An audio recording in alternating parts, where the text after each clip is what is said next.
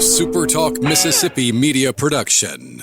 This is Gerard Gibert, and thank you for listening to MidDays here on SuperTalk Mississippi. MidDays with Gerard Gibert is on the air. MidDays with Gerard Gibert is powered by C-Spire. Power your home or business with C-Spire Fiber. To learn more, visit supertalk.fm/C-Spire. C-Spire Fiber powers SuperTalk Mississippi.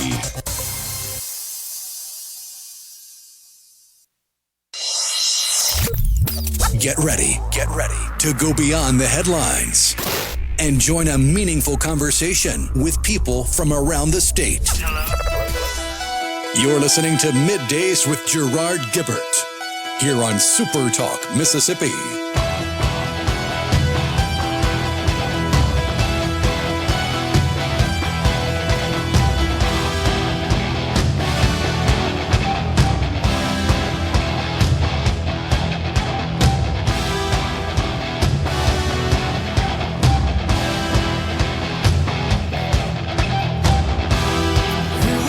Good morning, everyone, and welcome to MidDays, SuperTalk Mississippi. I'm your host, Gerard Gibert, along with Rhino in the Element Wealth Studio, guiding you through the middle of your day with facts, fodder, and fine music. Morning there, Rhino. Howdy, howdy. Well, it got a little rowdy at the Ryder Cup yesterday. This really it bothered me. Golf, of all the sports, is kind of the last bastion of some degree of decorum and respect and sportsmanship. And that's not what happened yesterday. So I'm disappointed in the American fans that were present. Of course, you're at Bethpage Black there, and I don't know. Maybe it's the locals that were mostly responsible, but it just feels like that a line's been crossed here. From the first tee, comedian Heather McMahon stepped down from her role after a video showed her leading a chant of "F you, Rory." What's that all about? We don't do that in golf. I don't know. It just really bothered me here, but this is something we've talked about a lot on the program. It just seems like our society has just become one of just profanity and slurs and just in-your-face hostility. I don't know. This is really bothered me because I felt like, well, not in golf, that it's kind of the last area, last sport where there is. Now, no doubt, the Ryder Cup feels to me like ever since Seve Ballesteros was playing for Spain on the European side, he kind of intensified the rivalry. He was always very animated and fired up. For those of you that don't keep up with golf very much, the Spaniard, as they called him, and real brash, handsome guy, could spray it all over the course and get up and down, as they would say, from a trash can. But I don't know. A lot of ugliness yesterday at the Ryder Cup. The president also attended for a while. Of course, he's a big golf fan. So we'll see. Unfortunately, the Americans lost again. I think this is the first time on U.S. soil, however, in a while, that the American team went down to the European team. They were getting slaughtered and then mounted somewhat of a comeback, but stopped short, ended up losing. So the Ryder Cup stays with the Europeans. It will head across the pond. And then also yesterday, you know about this by now, 4 dead, 8 injured in a church attack in Michigan at a Mormon church. Grand Blanc Township Police have confirmed that. That's the latest data I've seen. Maybe you've got something more recent, but 4 dead, 8 injured, right, is the latest count. Which is incredible considering the whole place went up in flames. Looking at the photo of that church, exactly, ablaze, it looks like the vast majority of it is just totally engulfed in fire. It is a miracle that there weren't more. We don't know a lot, though, do we, Rhino, about the nutcase that committed this atrocity? There's just not a lot of details on him. The gunman killed after exchanging fire with officers who were on the scene responding, set fire to the church. He rammed his truck through it, right? And then he set fire to the church, sprayed some bullets, set fire to the church.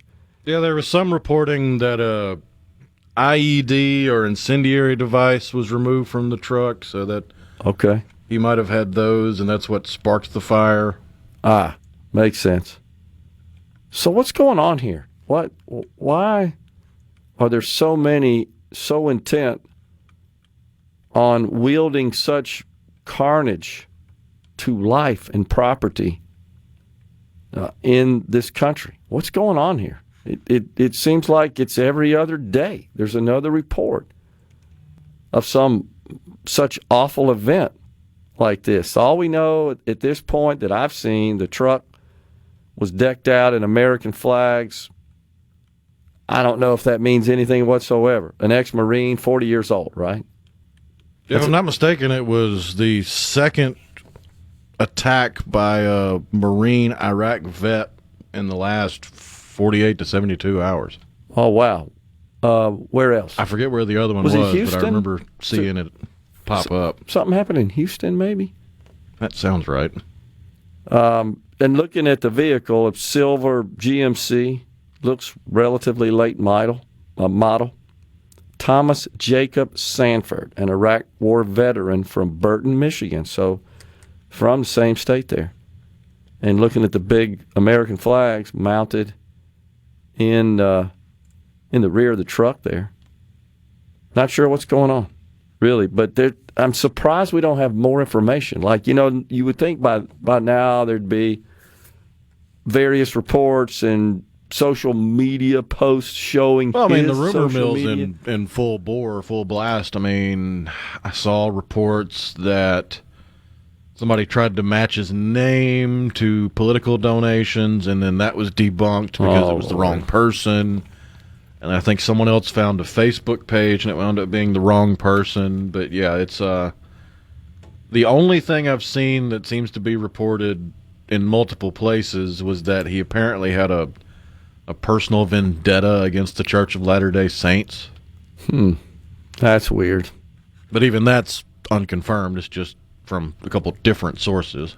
Well, of course, many on the left, not necessarily officially from news outlets, but certainly from the 662 on the C Spire text line. It wasn't Houston, it was North Carolina. It was an Iraq War veteran shot from a boat, killing 3 and injured 5. That's right. Exactly. Thank you. Appreciate that update. I thought something happened in Houston for some reason, some sort of shooting. I could be mistaken, but seems like it's rather constant. But what I was saying is you got folks on the left, at least in the social media universe I've seen, that are already concluding what the political persuasion is of this person and attributing it to that. So we got folks on the left saying it's all these radical right, and we got folks on the right saying it's all these radical left, and now you get into all this statistical banter back and forth on that.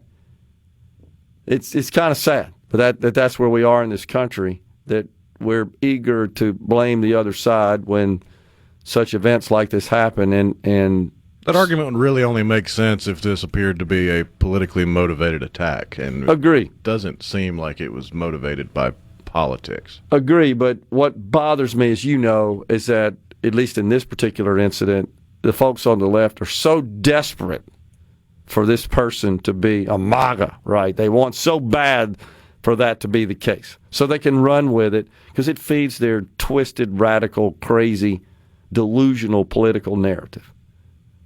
And I find that reprehensible. No, it's you. No, it's you. It misses the point that people are dead, a church destroyed.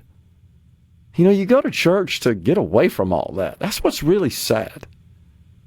To reflect, to have some peace and quiet, to worship, and and to perhaps engage in fellowship with other folks in the church, in the congregation, regardless of the denomination.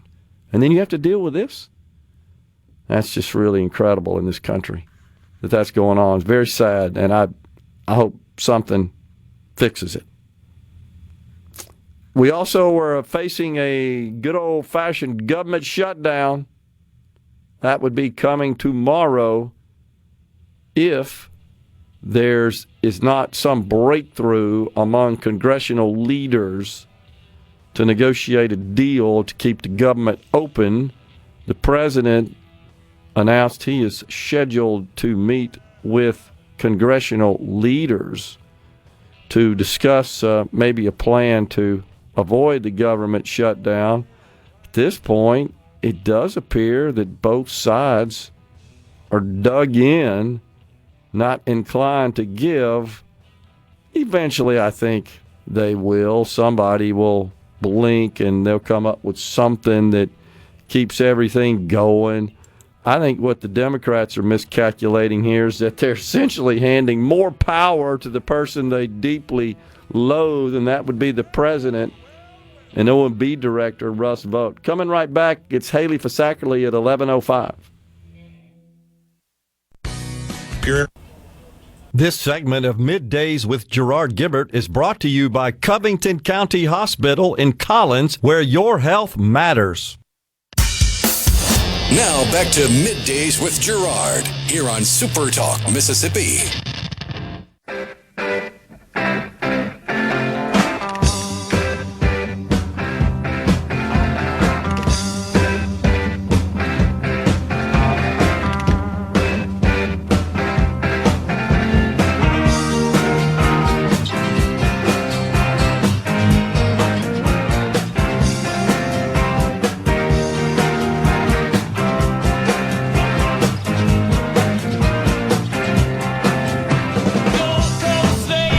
Welcome back, everyone. It's Middays from the Element Wealth Studio. Once again, Haley Fisackerly, President and CEO of Entergy Mississippi, will be in the Element Wealth Studio at 11:05 today. He'll talk about their recent SuperPower grid expansion announcement. Looking forward to that conversation with Haley Fisackerly. So, yeah, what I was thinking about that happened in Houston was a shooting by a security guard outside of a bar. 3 hospitalized after a security guard opened fire during a fight. This happened about 3:30 a.m. in the morning. So, not to be confused with the shooting in Dallas, where the guy was apparently targeting ICE agents and wound up hitting detainees. Oh, my gosh. Well, you know, we enjoy the Second Amendment in this country, which was not designed to allow people to shoot others with those guns. They are designed, and unless they are under duress, of course, it's for protection, and the founders got that right. And of course, it's common to use weapons, which is the most common use of them, for hunting. Big time here in the state of Mississippi, for sure.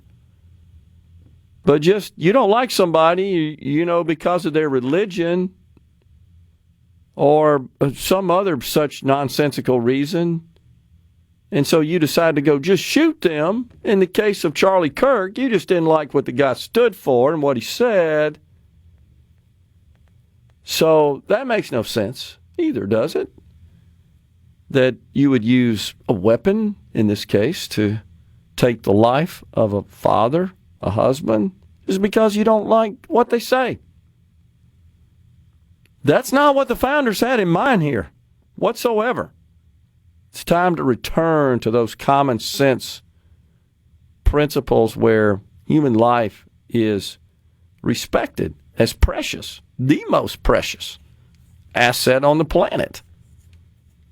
Man, but we've just gotten to the point where I don't like you or don't like this or that and the other, boom, I'm going to shoot you.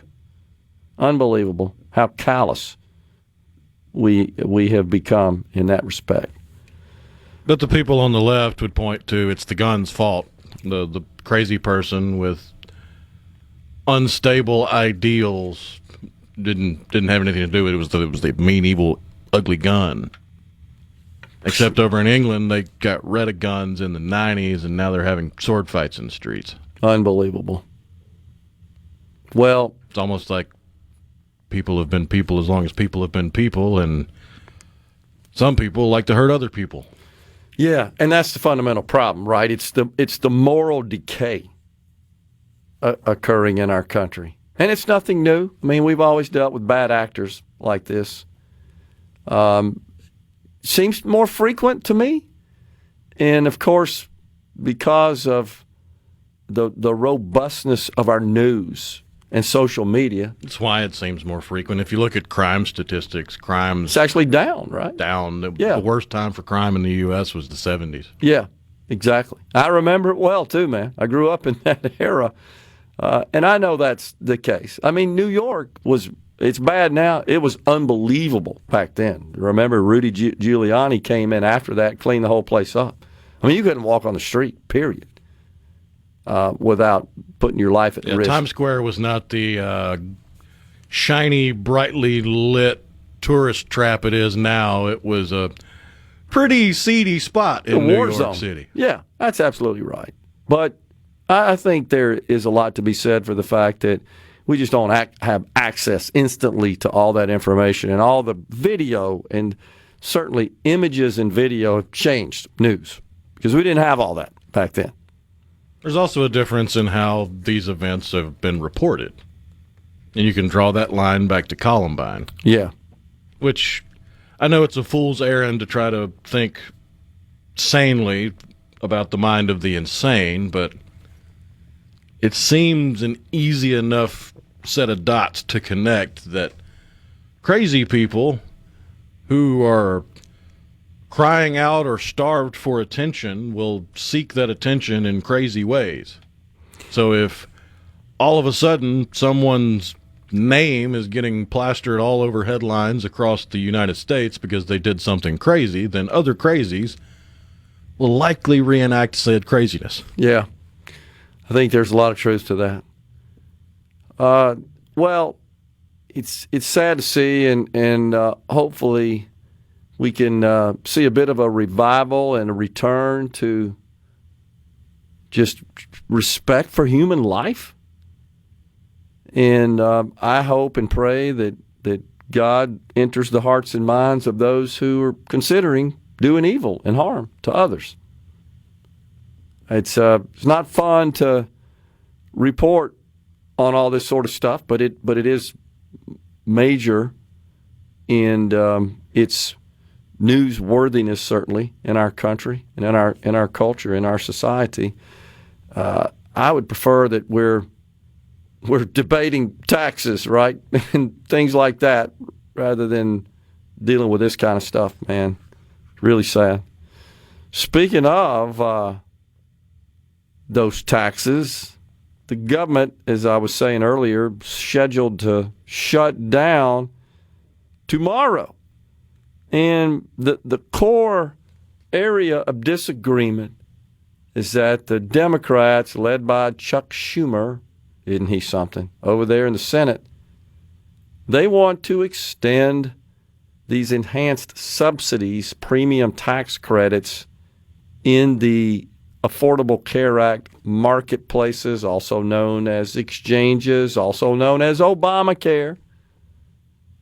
And that was all created in 2010 under the Affordable Care Act. And it's a place where it's an electronic system that allows people who do not have access to coverage through their employer, or they're self-employed, or their employer's coverage is deemed as defined under the law as, quote, not affordable, they can purchase coverage in all 50 states from carriers who sell coverage in those states.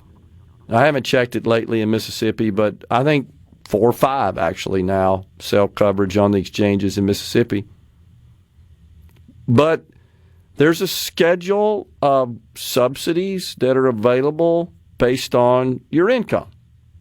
And the way those work, it's not like, okay, if you go buy $1,000, just using an example, a plan where the premiums are $1,000, here's $500. It doesn't really work that way. It's based on your income, and it's a tiered schedule that limits your cost, the buyer's cost of premiums, to some percentage of their income, starting at 0 all the way up to like 9. So the more you make, the more you got to pay. But still, though, your premiums are capped to some percentage of your household income. 0 to 150% of household income, you're actually it's actually 100% to 150%. Your premiums are 0. And that's because under Joe Biden in 2021, when the American Rescue Plan was passed, they decided, you said this the other day, under the guise of we got to help the people out with the COVID, and this was in 2021 when it was kind of mostly in the rearview mirror at that point. Things were getting back to normal, folks going back to work, and all the other crazy stuff we did during that 2020 time period was being eliminated. But no, Joe Biden had to go in there and the Democrats and say, hey, look, here's more money to buy your coverage in the exchanges. Well, they could only extend that for a few years to pass it with a simple majority. So that turns out those few years are coming to an end at the end of this year. So pretty soon, folks are going to be getting, there are 24 million people in this country that buy their insurance in those exchanges, about 340,000, surprisingly, in the state of Mississippi. They're going to be getting notices telling them your insurance is going up. And the Democrats want to extend these subsidies. The enhanced subsidies cost about $30 billion a year. Total cost of the subsidies just under $100 billion a year. The Democrats are trying to make a big deal out of this. It's all politically motivated, as you know, because they want to go to the people and say, look, Republicans made your insurance go up. Pay no attention to the fact that we're broke and we can't afford this. We're coming right back in the Element Wealth Studio.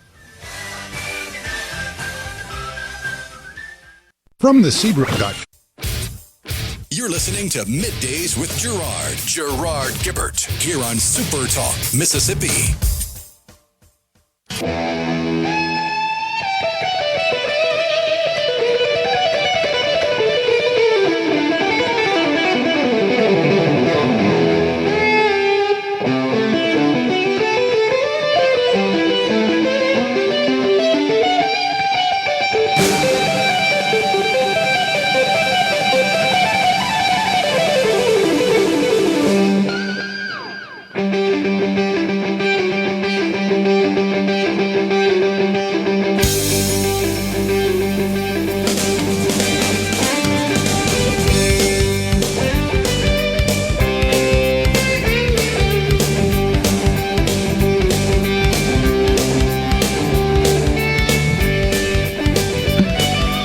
Back with you in the Element Wealth Studio. So just continuing about what's at the heart of this contention, shall we say, between the Republicans and the Democrats vis-a-vis this funding of the government, which ends tomorrow. And remember, this is only the discretionary form of government, part of government, I should say. So the fear-mongering is off the charts. Doesn't affect Social Security and Medicare and Medicaid and all that sort of stuff. Might be some delays in enrolling in those programs when you're eligible for them because the people who are responsible for that might not be at work. Just depends. Certainly some of them will not be. And then, of course, you remember when this happened during the Obama era and he shut down the national parks. I remember distinctly there was some big event planned at the World War II Museum, or pardon me, the memorial, I should say, at in Washington. You remember that, Rhino? And they're all there. And the national park, of course, operates that, and they shut it down to impose pay on these veterans of World War II. Oh, great, Barack. That you showed them, didn't you?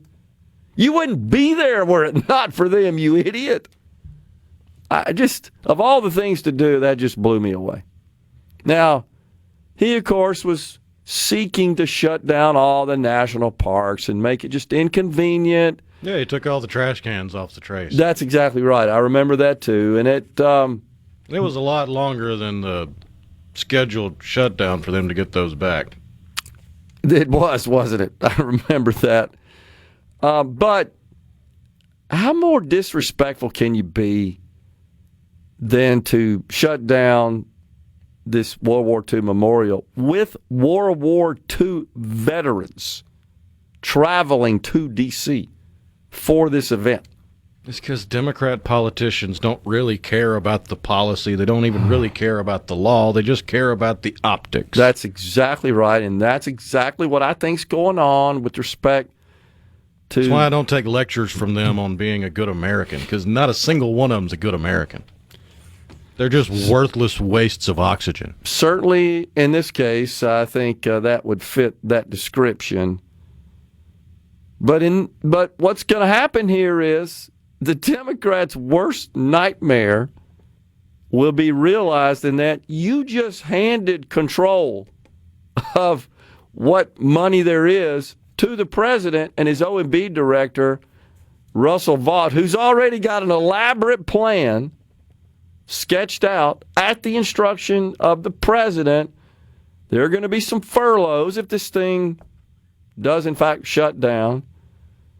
And then they're going to figure out, okay, who don't we need to bring back? And you're going to see... about half of them. Right. A reduction in force, a RIF. And so that's in the works as we speak, literally, and it's been planned for some time. Russell Vought, the head of the Office of Management and Budget, is working on that. So one thing that the Democrats are trying to play on is that a government shutdown could impact the jobs report, which is coming out later this week. Oh, you mean the one that's totally flawed and inaccurate, erroneous every single dang time? That one? That's the one you're talking about? Oh, and they're trying to make, that could affect the investment community and investors because they got to have this unemployment jobs data. No, I think they finally realize it don't mean jack squat because you always come behind it a few weeks, couple of months later, say, oh, we missed it just a little bit. And it's like 70% off. That's become the norm, right? That's become the standard operating procedure. It's like the majority of reports for the last several years. Terrible. I mean, I've never had confidence in that stuff that comes out of the Bureau of Labor Statistics because I just don't know that there's a way to collect the data with any degree of reliability and accuracy. And I think that's showing more and more. But they're trying to dream up all the fear-mongering they absolutely can on what would happen, and they're going to try to blame it on Republicans. And, of course, the Republicans are going to blame it on the Democrats. But at this point, it looks like that's about what's going to happen. Now, one thing that does bother me is that there are reports that there are some Republicans that are willing to compromise on these enhanced premium tax credits, which, again, are scheduled to expire at the end of the year. Because there are far too many spineless Republicans, especially in the Senate. Josh Hawley's the worst. He's one of the first ones that came out and said, yeah, we really got to think about this. So he's just, I think, stated many positions and behaved in such a way that indicates he is not aligned with the party platform or certainly with the principles of conservatism, especially as it relates to fiscal responsibility and fiscal affairs. So we're supposed to get the employment report for. Well, he wouldn't get nearly as much camera time and mainstream exactly media attention if he were lockstep with the Republicans. He does seem to covet the attention, like so many of them do. And no, one of the problems a politician loves the cameras. No. Well, this is another example, though, is it not, of this just ubiquity of media are just capturing, and the ability to spread video and information and statements and photos and stuff. So many more outlets to do that. And it does seem like that's sort of ratcheted up this love affair politicians have with the attention. I mean, that's always been the case. But it was, 30 minutes on the nightly news, or maybe a little reports in the big market newspapers. And that's about it. And that would be 24 hours later. But now it's instant. Everybody runs around with a camera in their hand, and they know this. It's That's how you wind up with the entire federal government made up of a bunch of narcissists and sociopaths. Totally true. I mean, don't get between them and a camera. You will get bulldozed, right? They're all about that. So this will be interesting to see how this plays out for sure. In the meantime, the president has authorized that troops in Portland are cleared to use full force if necessary. And, of course, the clueless people that run the city there are saying, "No, we don't have a problem here. What's this all about?" I mean, we heard the same thing in New York and in Memphis, in Washington, D.C., which there's been a bit of a mea culpa there by the mayor, Muriel Bowser. She will forever be known as the one who, wasn't she an historic trendsetter when she painted BLM, Black Lives Matter, there on the busy intersection in massive letters, yellow, white. Remember that? Oh, yeah. Wasn't that something? I think that was right before the Democrat members of Congress went to the rotunda with their scarves on that were wrong. Keith Wilson, the mayor of Portland, hit out at the president's order as a fruitless show of force. Oh, my gosh. Who could forget Mayor Jenny Durkin of Seattle during the Summer of Love? Remember that? We had so much fun with that. All those people that had created their little self-governing city inside the city of Seattle. And they were out there with their little posters asking for cigarettes and alcohol and diapers. Remember that? Oh, it turns out you're not self-sufficient, right? You need the rest of the world. Oh, my gosh. The Portland mayor says the number of necessary troops is 0 in Portland and any other American city. Our nation has a long memory for acts of oppression.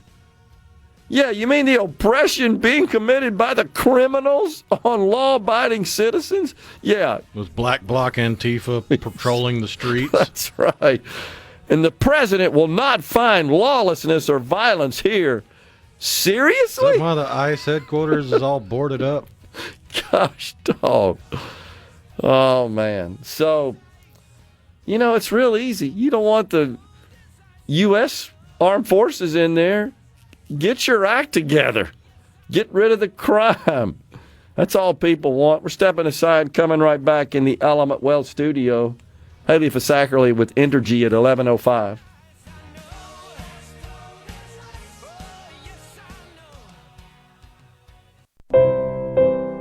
You're listening to Middays with Gerard here on SuperTalk Mississippi.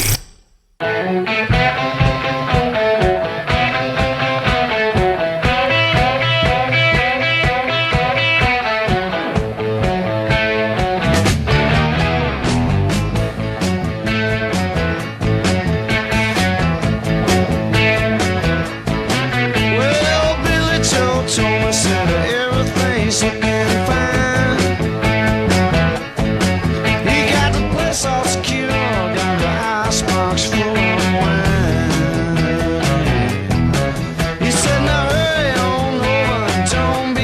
We're back with you in the Element Wealth Studio.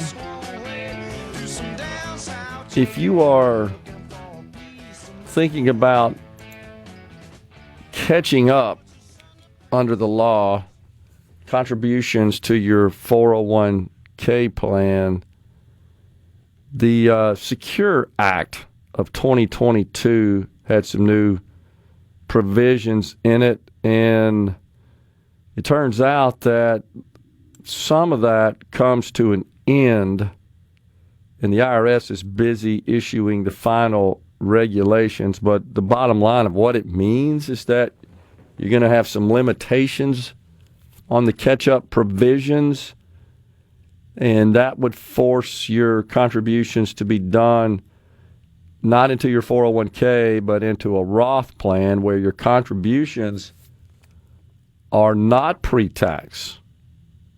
So you wouldn't be able to deduct those contributions from your income before calculating your income tax. And then you would have to contribute to a Roth plan.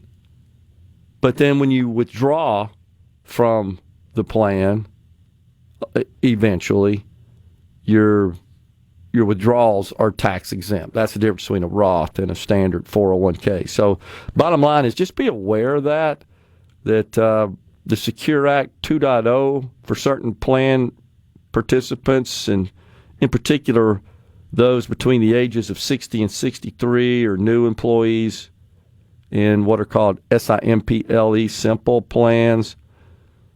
So some of these regulations might affect you. So you want to talk to your HR folks, your tax professional, or if you have a financial advisor, just to be aware of that. Rahm Emanuel, there's buzz that he might be running for president of these United States. Speaking of Obamacare, he was one of the chief architects of that, worked for Obama, and you remember his brother in particular, Rhino, what's his name? Ezekiel Emanuel. He was, in fact, the primary architect of the program. You may recall he's the one that said, yeah, we're counting on people being dumb or something like that. Turns out they weren't, and we could just sort of pull the wool over their eyes and get this thing through. So, interesting that Rahm Emanuel is kind of coming out of nowhere. Now, he left to the Obama administration, right, became the mayor of Chicago, as I recall. And he is making the rounds, talking about perhaps running for president. That's what it looks like at this point. Here at home, the Mississippi Democratic Party issued a press release about the so-called shutdown. And the title of that release is Trump and Mississippi Republicans Move Toward a Government Shutdown to Avoid Protecting Mississippi's Health Care. And, I guess we shouldn't be surprised. Politics is always about, and political messaging and statements are always about kind of the maximum fear-mongering, right? And so this is somewhat disingenuous. I know you're shocked at that. I'm more shocked that they didn't have to send out a rescission and then update their press release, because that has been par for the course for them recently. Oh, wait, we didn't mean to send that out just yet because it has grammatical errors and crap like that. We pointed that out here on the show, and I honestly, I kind of scratched my head because it happened a couple of hours after we talked about it. If somebody wasn't listening and informed them, yeah, you made a boo-boo there. But it says Donald Trump and Mississippi Republicans in Congress are backing the largest cut to health care in history, cuts that threaten coverage for more than 850,000 Mississippians who rely on Medicaid, including over 500,000 children, tens of thousands of seniors, and people with disabilities. That's just not true. I mean, the provisions in the bill... You can't expect the Mississippi Democrat Party to tell the truth. That's just not true. That's not what the bill doesn't affect them. So having to check in to just authenticate improve your eligibility, that's what they're calling is a threat to the health care of children? No, that's just not true. In fact, most of the provisions in that bill deal with the expansion population, and more specifically, those people have to check in more frequently and say, yeah, I really am eligible, right, because I'm working, what have you, or the disability coverage group as well. You got to prove you're disabled, because as it stands right now, it's once a year, which is a problem. And then, of course, those states that are paying for Medicaid for illegals in those states, they're putting their federal matching dollars at risk, even though none of those dollars are going to them, and it's only going from 90 to 80%. Big whoop. Fox News, SuperTalk News is next, and then Haley Fisackerly with Entergy. Hour of Middays with Gerard Gibert is brought to you by the Mississippi Business Journal. Visit msbusinessjournal.com. Scott Coopwood, publisher and president.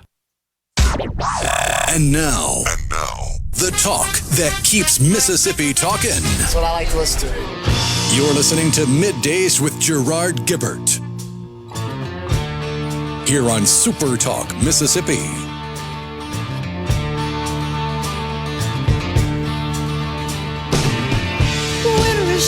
Welcome back, everyone. It's hour 2 of Middays. We're coming at you live from the Element Well studio. Don't forget, it's a Monday, so we have a short show today. It's Ricky Matthews, Super Talk Outdoors, coming your way at 12:05. But right now, it's Haley Fisackerly, the president and CEO of Entergy Mississippi. Haley, good to see you. Thanks for coming in. Good morning, Gerard. Thank you. Appreciate this opportunity to visit with you. Yes, sir. So we've got an article on our website, supertalk.fm, that discusses a $300 million SuperPower, what you guys are calling it, grid expansion. Talk to us about that. Yes, we launched SuperPower Mississippi last week, and Gerard, I'm really excited about this. This is at the core of our business plan, our mission, and that is to serve our customers in the communities. And yes, there's been a lot of talk about growth and data centers, which is all exciting to see that come into our state. But what it does for our customers and communities is to create the new revenue into this business to allow us to reinvest in new technologies, greater reliability, to improve service to all our communities, and to keep rates affordable. And that's what this is all about. Okay, so was this to any extent, Haley, driven by these data center investments? AWS coming is going to be consuming a lot of power. In fact, I got to share this. Last time, you kind of shocked me with this last time you were here.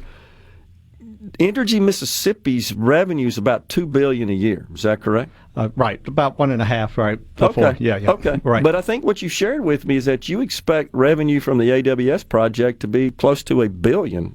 Just unto itself. That's correct. And so when you get those type of, now they're a big customer coming in and investments being made, but the new revenues that they're going to generate, we've known for years, and we've been chipping away at improving reliability. That's an obligation to serve. We have to keep customer affordability front of mind. Sure. And so that's been our goal, to improve reliability to our customers. But to support that opportunity, we had to find a way to grow the business, because the other way to make these investments is to go raise rates on customers, borrow more money, and that's not sustainable. And at a time when 22% of your customers or more are live under the that are economically challenged with the poverty level. Yeah. You got to find ways. It's the number one issue with customers. So we knew that we had to work with the state of Mississippi, our community partners, to find ways to grow, which are great for communities, to ad valorem taxes, things. But what it does for us, it changes the denominator and how you spread the costs across the base. Sure. At a time when costs are increasing exponentially, and when we are more dependent on electricity. Today, we live in a connected society that people are working from home, learning from home, doing business from home. They're more dependent on that grid than ever. We're seeing weather challenges like we've never seen before. So the need to change standards to make a more resilient grid is driving the cost in there. So you're exactly right. Those revenues from the growth, AWS, Avio, we're seeing growth around other business customers. Whenever you can create new revenues in the business, they lessen the impact on the rest of customers. And that's what's exciting about this. And so my take on it when you explained this was that this is really just a plain old economic principle of economies of scale. Exactly. Just like everybody else's business. If I can sell more of my widgets, I spread the costs across that. Yeah. And you add to that at a time when we're seeing inflationary costs. One of our biggest expenses in our business is vegetation. They cause 80% of our outages. We spend a lot of money managing tree trimming. We have seen a 50% increase in 5 years on vegetation trimming costs. Add to that the 23 drought, where we have seen dead trees everywhere. You see it everywhere you drive. We manage our right-of-ways, but these trees that grow outside the right-of-way are putting more expense we have to go get and manage and damaging our system. So the plan looks at a multifaceted plan. We're looking at new resiliency, stronger poles, new materials that we deploy, technology, sensors, devices, reclosers that help us to do that. But also, even in the mundane work of tree trimming, we're seeing how technology, remote sensing, satellite imagery, new equipment that are coming in to allow us to be more efficient with the dollars we have. But also that technology can tell us where the growth patterns may be, where the vegetation risks are where we go to do that. We've always used air saws, helicopters trimming our transmission lines, but the newer technology with the sensing and mapping, we can go look at some rural distribution networks. And sure enough, we're bringing one of those helicopters in next week, starting in portions of rural areas outside of the Jackson area to go after some of these areas to get after vegetation challenges. So I think it's fair to say Entergy is a consumer of the technology that it powers. Amen. That's right. Just like everyone else, technology is changing our business. AI is changing our business. Sure. We are creating data every day. We deployed automated meters about 5 years ago. Those meters, yes, we can see how much you're using so we can bill you, but they also create other information. It can identify faults on the line, devices that may be about to fail, transformers that may be having challenges, and then that predictive type of information allows us to be proactive to eliminate an outage. So these are exciting times, but we could not deploy it without finding a partner who could create the revenues and do that. So and Mississippi Entergy Mississippi's rates have always been around 25% below the national average. As you know, that's what we need to attract investments. We need to have competitive rates. Right. But we also have to be concerned about how it impacts our other customers and communities. And that's what's exciting about this opportunity. Meeting last week with the PSC, right? Oh, yes, the Grid Summit, right? Yes. So give us a report on that. Yes, I really applaud the commission for, looking at ways to educate themselves and other stakeholders in the whole process. Held a day-long summit at the Public Service Commission this past Thursday, the Grid Summit, and brought in speakers from around the country to give points of view about challenges and opportunities facing the electrical grids, different points of views.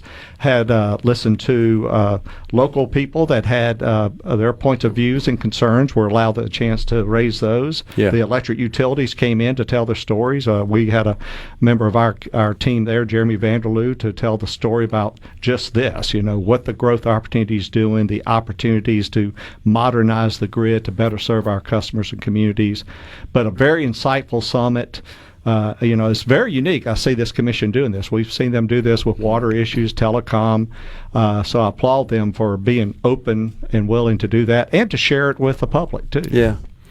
So one of the complaints, I know you're aware of this, is that the company Entergy and AWS have a contract, right, for the power that you're going to provide them and that they're going to consume and pay for, and that was done in some way exclusive of PSC oversight. Talk about that, Haley, to help us understand what's going on there. So we are regulated by the Mississippi Public Service Commission, and there are certain processes we follow under traditional business, and sometimes you have to come in and file, if you're building a power plant or a substation or huge capital investments, you file for what we call a Certificate of Convenience and Necessity, a CCN. Okay.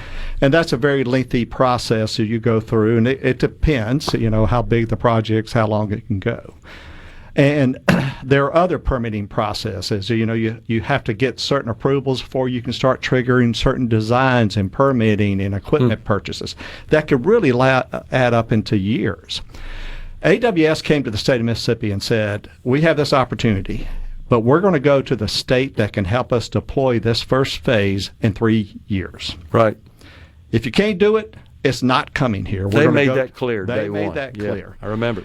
So the governor and the state of Mississippi, MDA, we all huddled. They said, how do we get past this? Well, the traditional process would take in 5 to 6 years.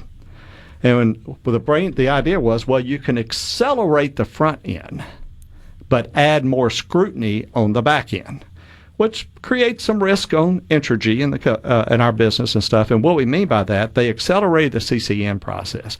And the legislature has oversight of the Public Service Commission. They exist at the will of the legislature. The legislature said, okay, there is a need for these investments because AWS has come in here. So that meets the certificate requirement. So they granted that, and that really accelerated the front end of it. It also allowed AWS to accelerate certain permitting processes, moving them to the front of the line, requiring other reviews and things of that nature. Where they add the scrutiny is, so every asset we deploy, every substation, every line built, every power plant built, has to go back in front of the commission for a prudency review. Okay. And then it's put into rates. And during that process, so that's where the risk is back on us, so we have to really mind that. So then we have a special contract we enter into AWS that sets the contract terms and the rate. That is very common. We've done that with Nissan, Continental Tire, Nucor. Those are special rate contracts, just like anybody else. Okay. Well, we can continue that discussion if you can hang around with us. Sure can. We got Haley Fisackerly, President and CEO of Entergy Mississippi. Stay with us.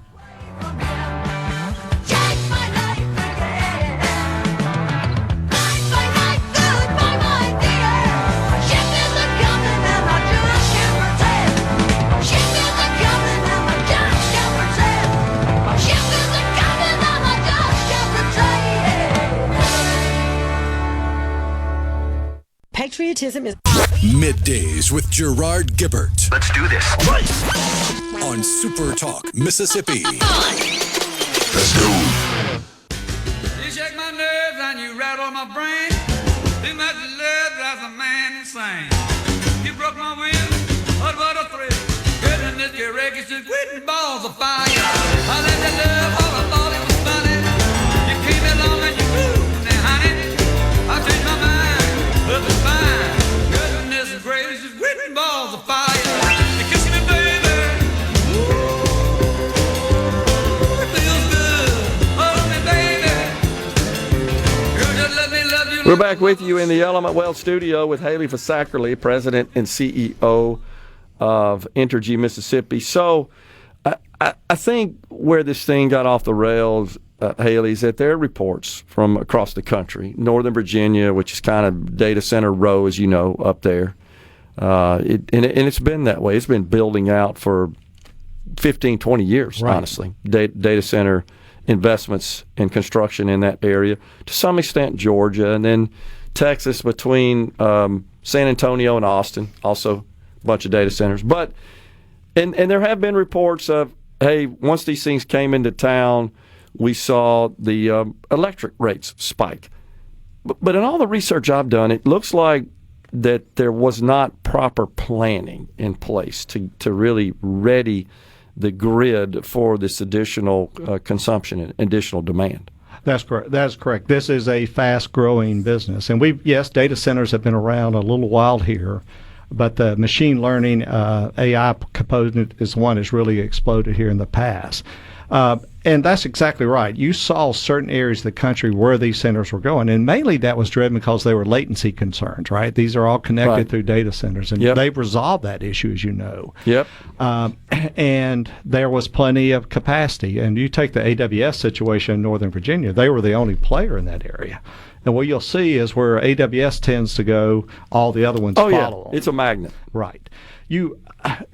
Also, we need to recognize, look at the facts. It happened also at a time when we're seeing huge increase in the supply chain materials.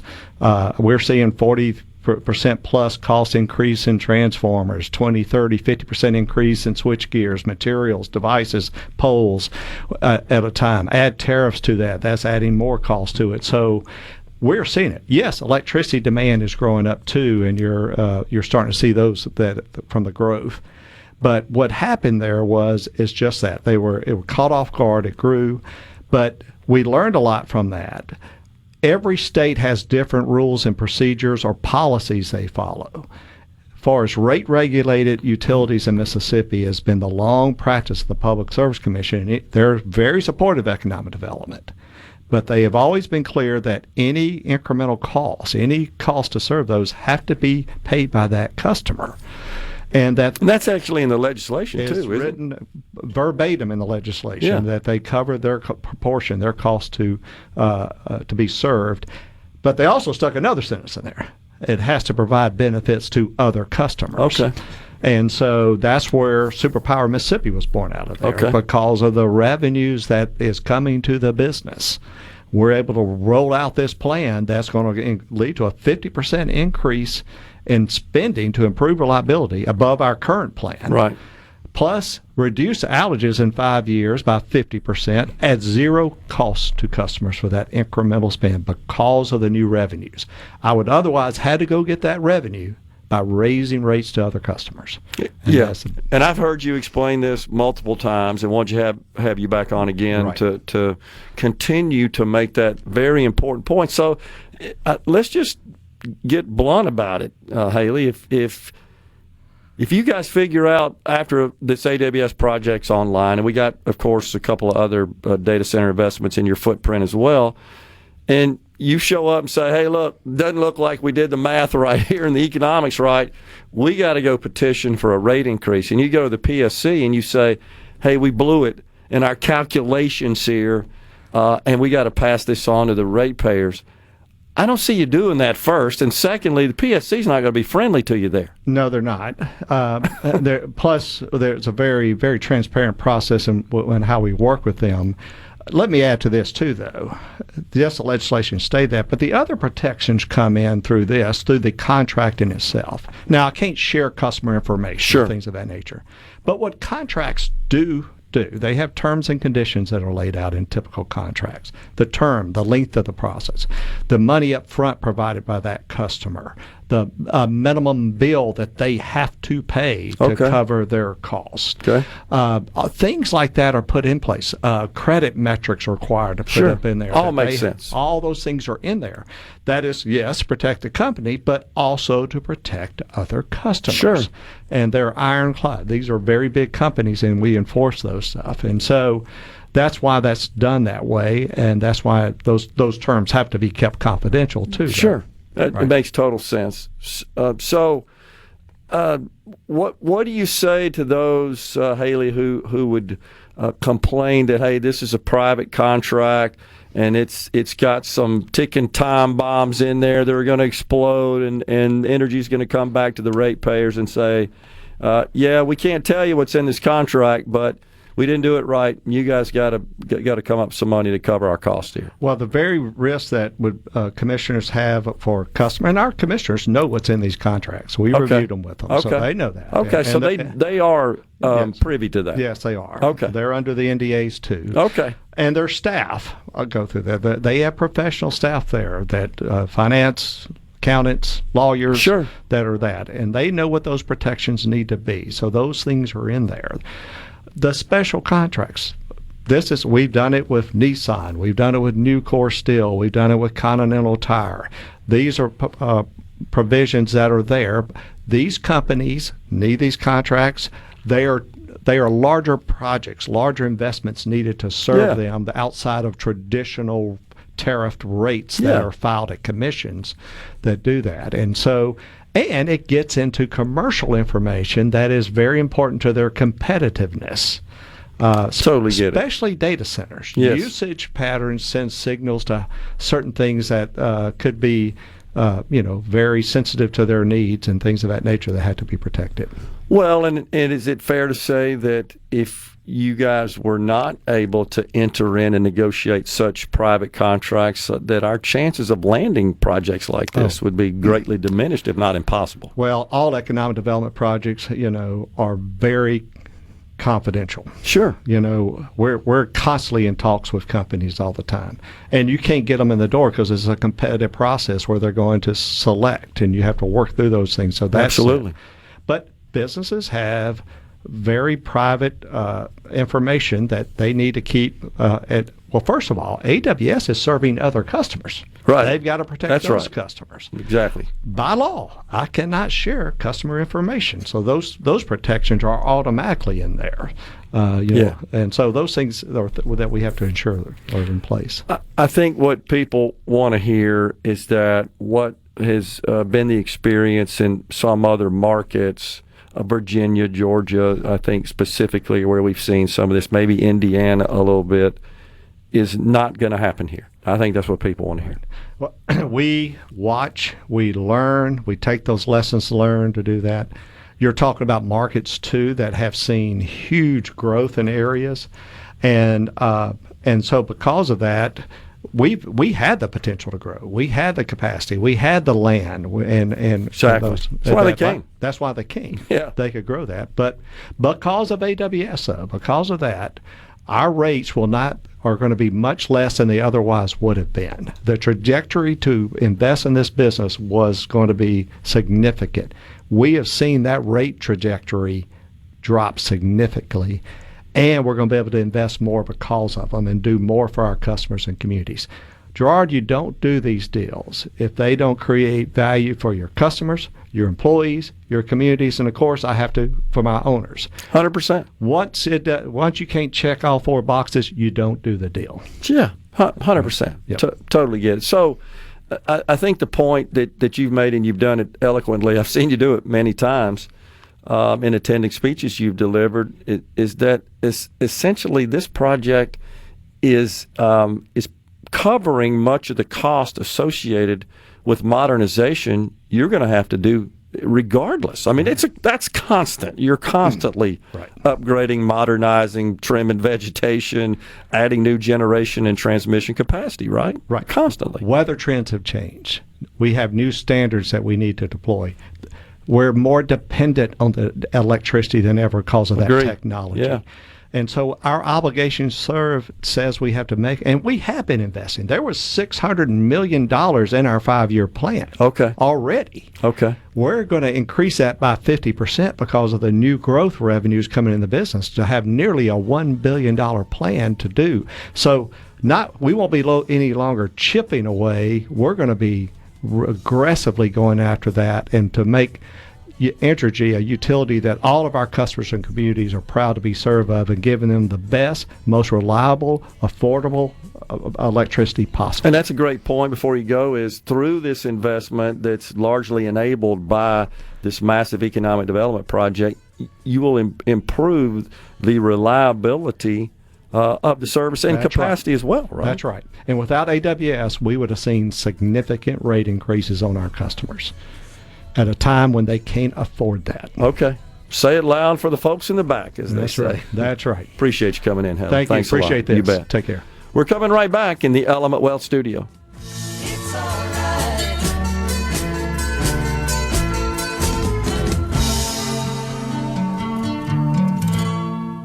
From the Seabrook, Middays with Gerard Gibert. It is on SuperTalk, Mississippi.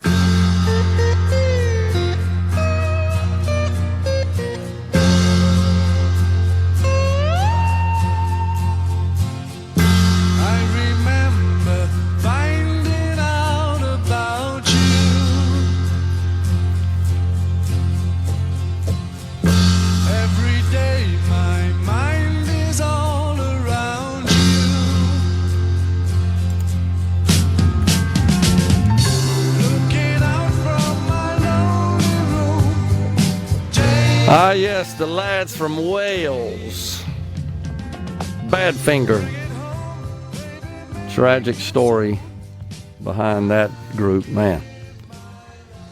Appreciate Haley Fisackerly, President and CEO of Entergy Mississippi, for coming in. And, he'll continue to explain this. And it's understandable, their concerns, because there have been some situations in other parts of the country where, again, they got caught off guard, as Haley said. Energy companies did, and really just didn't properly plan. But here's the thing, Rhino, this ain't going away. And those who say, hey, we just can't do any more data centers, no more AI development, no more quantum computing. Okay, well then get ready to live under the sickle and hammer flag, because China ain't slowing down. You know that. In fact, they're highly laser focused on becoming the world's dominant superpower in those technologies. And as you and I have talked about many times, whoever achieves quantum and AI superiority will potentially own the world if they choose to use such technology in a nefarious way. And that's basically the only purpose that China has in mind, is to use quantum. We've talked about this, to break all of our encryption technology, which secures everything, honestly, such as our power grid, such as this broadcast that we're delivering right now, our banking system, our Department of Defense and nuclear weapons, all are protected by robust cybersecurity systems that look like Dr. Seuss once quantum computing is perfected. Because what presently takes tens of thousands of years using a standard supercomputer. We were talking about the flops, the number of flops, the capacity of flops. That's just a measurement of compute power at Mississippi State, which ranks it among the top sites in the country, which is fantastic. Except, as you know, that ain't squat once quantum computing becomes more mainstream in the hands of nefarious actors such as the CCP. They'll bust right through, using that compute technology, thousands of years to break through the various encryption schemes, using quantum computing, a few minutes, maybe a few minutes, right? What was it, Willow, the Google chip that was introduced last year, and you made the point that when it compared what a traditional supercomputer could do versus this new quantum computer, and it could do calculations that would extend whatever it was, 10 septillion years seems to be the number that comes to mind. You and I looked that up, and you shared on the air. I'll never forget it. That's longer than the universe has been around. So what does that mean when you've got a computer that can go outside the boundaries, the time boundaries of our universe? It's kind of scary, kind of daunting. It's really scary when it's in the hands of wackos like North Korea or Russia, Putin, and China. So, no, we can't stop this. It's a matter of national security, first and foremost, and then it's a matter of economic prosperity. So, rather than saying stop it, let's figure out a way to get more power, to produce more power. And I've been checking out some reports recently from the Department of Energy, who have to get involved, as you know, in the permitting process for nuclear. And I think you and I are big proponents of nuclear. The good news is, so is our Public Service Commission. We've talked to them, and so is Entergy. There's some neat projects going on. Now, they don't happen overnight. 5 years, maybe. Some are predicting. That's about the shortest timetable you can get. For an SMR. I think a major plant, I'm not sure if you could do that. Along It'd be closer to a decade. Yeah, along the lines at a minimum. A Grand Gulf. But when you think about an SMR, right, the size of a truck that could power, let's say the AWS facility just north of our location right here, without even being connected to the grid. And don't think for a minute that the Entergys of the world aren't worried about that too, right? Because those are customers. When you can start creating your own power, and you don't need the power company. That's why they're all diversifying. They know this is coming. And like we said, it's not next year, but it's definitely on the horizon. It's becoming more in sight. And there's all sorts of really cool technology that just fascinates me that allows consumers, both commercial and residential, to generate their own power. And I'm not talking about just solar panels, which is kind of or wind, but I'm talking about materials that can harness the sun and produce power. Masonry, roofing, window glass, stuff that you would not even know, totally transparent. The average consumer, the average homeowner is much more likely to install solar power generating roof tiles or roofing materials on a new construction than they would ever be to bolt on solar panels on a new construction. Totally right. But there's all sorts of technology, and it's exciting, in development right now. One I shared, you remember this one, that some company had developed technology that allows harnessing of or conversion to electricity, just the energy being used to move an elevator up and down a shaft. And they somehow are able to tap whatever energy is being used there to produce power to light the building up. I mean, that's just bizarre to me. Just by normal use of the elevator themselves, that's a pretty novel idea in my view, and it's not ready for mainstream, but that's just an example. In Japan, they're installing sidewalks that are made up of usually triangles and other polygons that when you walk on it, it has a little bit of give, not enough for a tripping hazard, but the give in the walking surface provides enough movement for there to be a captured electrical stream that can power their light fixtures for the roads. That's amazing. And because Japan is a very walk-heavy population, especially in Tokyo. Yeah, where it's congested. Where you have millions of people walking over the surface, it's producing enough energy to do what it's intended to. That's just cool. So, again, and the only point I'm trying to make here is the solution is not, well, just don't do that.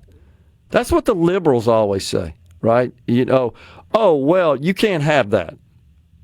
And their solution to everything is, well, that causes this, that, and the other. You just can't have it anymore. Rather than, well, let's just address whatever that issue is, whatever the drawback downside is.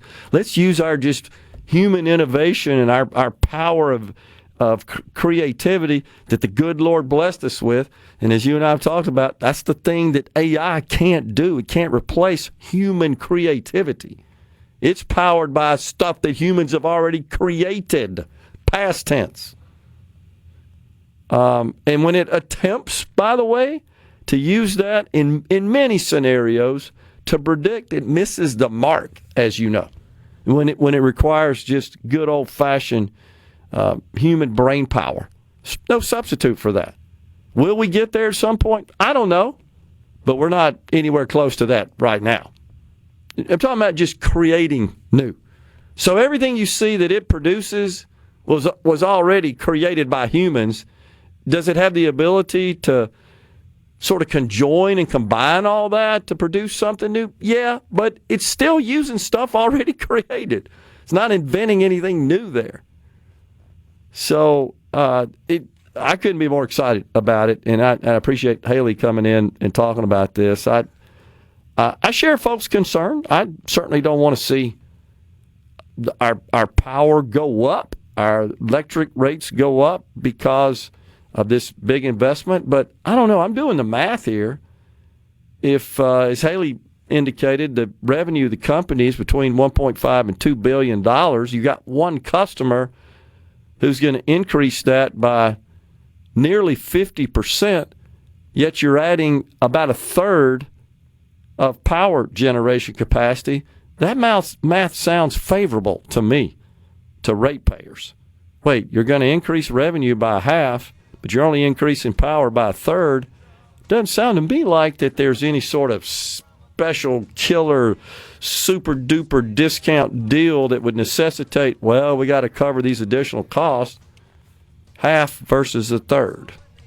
Think about your fractions there. So all good stuff for the state of Mississippi, in my view, and I think we'll have lots of additional investment that will pour into the state as a result of these major investments going on in Mississippi. We have a very favorable business climate and all the makings and all the elements and components to really be a technology juggernaut, in my view. Coming right back with the final segment on Midday. Stay with us.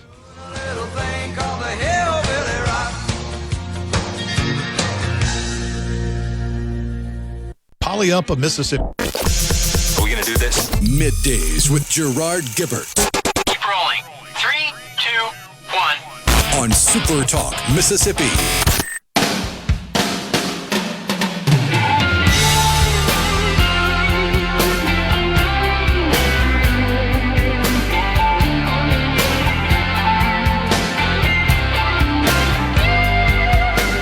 Justice to the left of you, justice to the right. Speak when you are spoken to. Okay, this just in.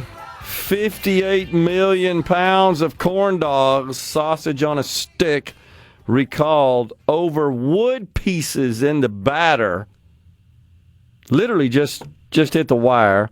Hillshire Brands, that's a subsidiary of Tyson Foods over there in Texas, said it received multiple customer complaints about wood pieces in the corn dogs, 5 of which involved injuries.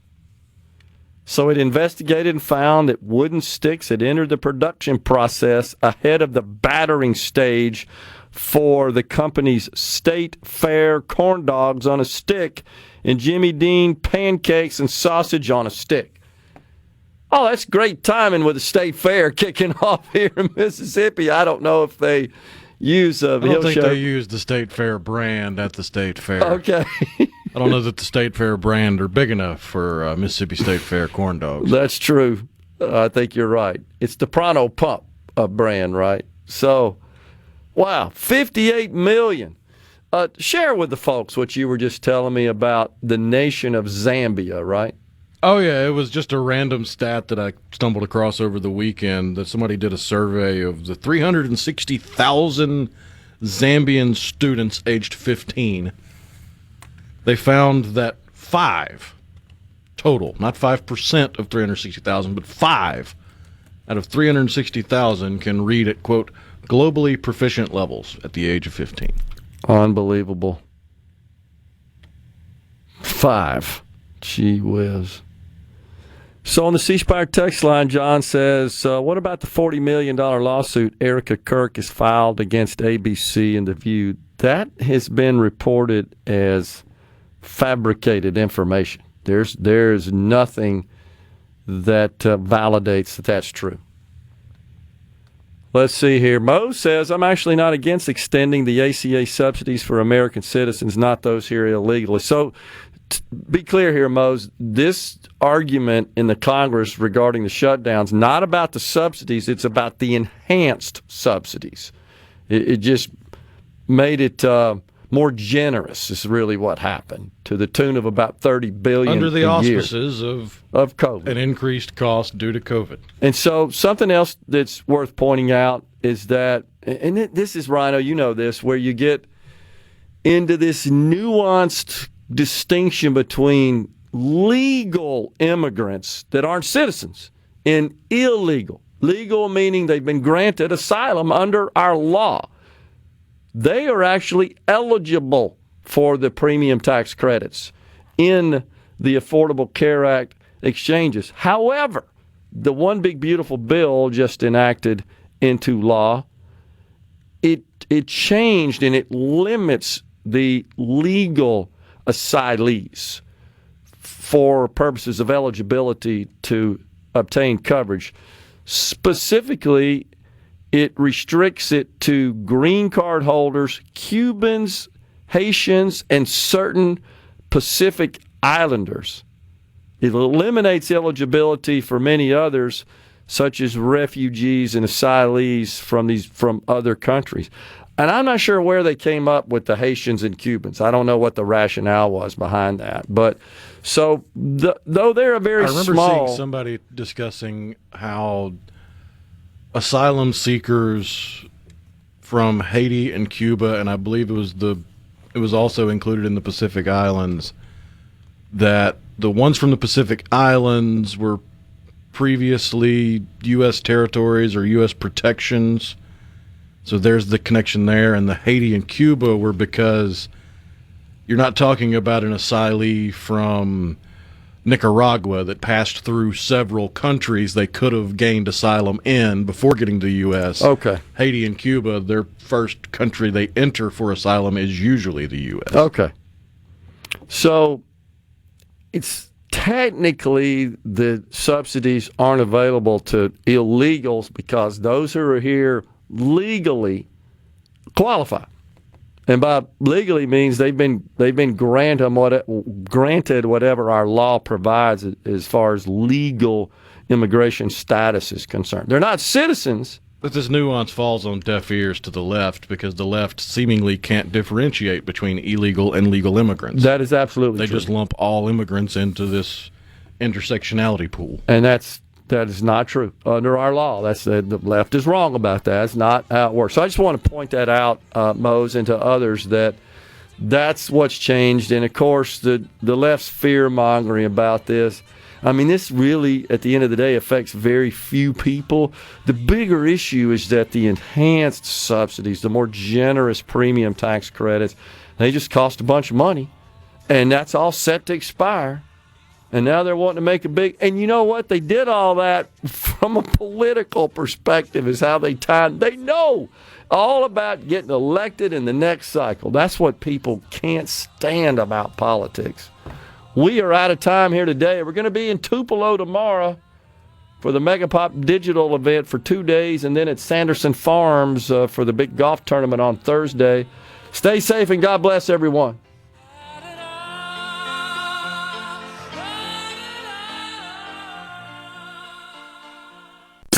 A SuperTalk Mississippi media production.